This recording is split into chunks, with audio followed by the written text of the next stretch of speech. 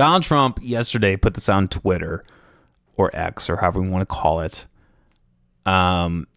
talking about a voluntary like exchange of illegals being able to get deported. Let's just play this clip actually before I even dive into it. Let's just see what the man has to say. We have also launched a phone app called CB. Today I signed an executive order to launch the first ever self-deportation program for illegal aliens. We are making it as easy as possible for illegal aliens to leave America. Any illegal alien can simply show up at an airport and receive a free flight out of our country.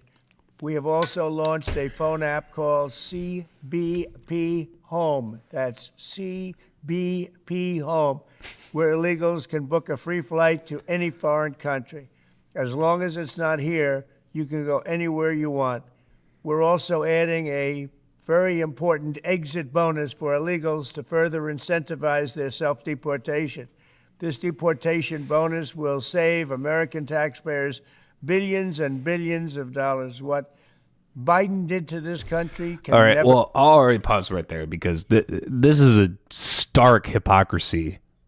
And this is, Trump always just sells it like this. He's like, we're going to use taxpayer dollars to spend money to not only give legal immigrants travel out of the country, but we're also going to give them an extra incentive.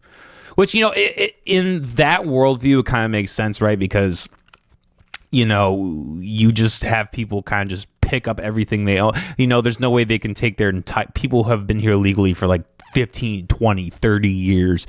They're not going to be able to just pick up everything they own and just get on a plane and move out, right? Like you would need a fucking U-Haul, right? So that does kind of make sense in that frame, in that mindset. But, I think... as people watching may know, like I just don't agree with the whole mass deportation thing. I think a way better solution to the problem is just focusing on the border, focusing on like if you want to go that route, like hey, let's just prevent people from coming in, and then like if we find people who are illegal doing horrendous things like murder or rape or whatever, right? Like then we can focus on that. But like to take Maria from who lives in California and has a family and contributes to society and is a good person, right, to just take her out of the country for the sole fact that she didn't get paperwork. Like I just don't agree with that. But anyway, let's continue. Never be explained, will never ever be accepted. Eventually, when the illegals are gone, it will save us trillions of dollars. However, if illegal aliens choose to remain in America, they're remaining illegally and they will face severe consequences. Illegal aliens who stay in America face punishments including significant jail time, enormous financial penalties, confiscation of all property, garnishment of all wages, imprisonment and incarceration, and sudden deportation in a place and manner solely of our discretion. So to all illegal aliens who book your free flight right now, we want you out of America, but if you're really good, we're going to try and help you get back in. Thank you.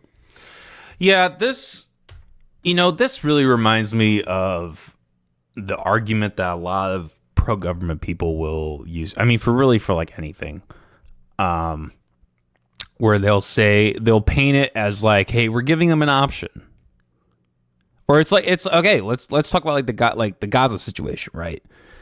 This is a really good example, like how Israel, who initially when the state of Israel was created, like they did essentially what America did. We went in, took land, and then took more land and more land and more land over time. Had the help of the British government in the Ottoman Empire to succeed in that, and then fast forward. October 7th, they're painting it as like, hey, we gave them the option. We gave them this deal.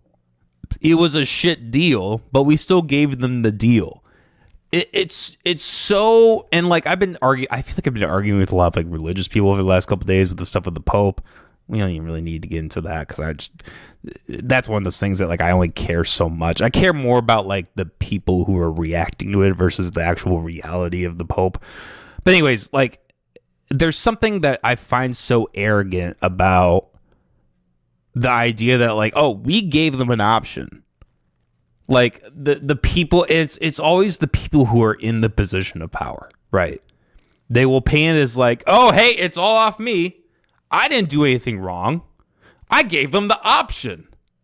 I said, hey, you have this ability to, we're still going to force it, but you have this ability to voluntarily surrender yourself and then ruin your life that way. Or we can use force. It's like this analogy. It's like if you are like, let's say you're on a pirate ship, right? You're walking on the plank, and there's a pirate or guy or whatever holding a pistol at you. And he says you have two options. You can either jump into the water or I can shoot you. Like, those are both terrible options. But the pro-government people, the people who back things like this will be like, but we gave them the option. It's like if like with taxes. Like if somebody's pulling money out of an ATM machine and somebody else has a gun to their head, it's like, hey, you can either give me your money or I can shoot you in the face. But I'm giving you a choice. I'm giving you an option. Or like if someone's like a slave, right? It's like, hey, you can pick Master A or Master B. You'll still be out in the fields, but there's a choice there, right? This is why I disagree with the whole idea of democracy. There's something just so angering and ignorant about that point of view, that worldview where it's like, it's so convenient, right? It's so convenient for the people who are in power, who are in charge, to just paint it as like, we're giving you an option. Like, well, why don't you just take the options? Why don't you just take the deal, huh? The guy who made the art of the deal, why don't you just take his deal? It's extremely arrogant.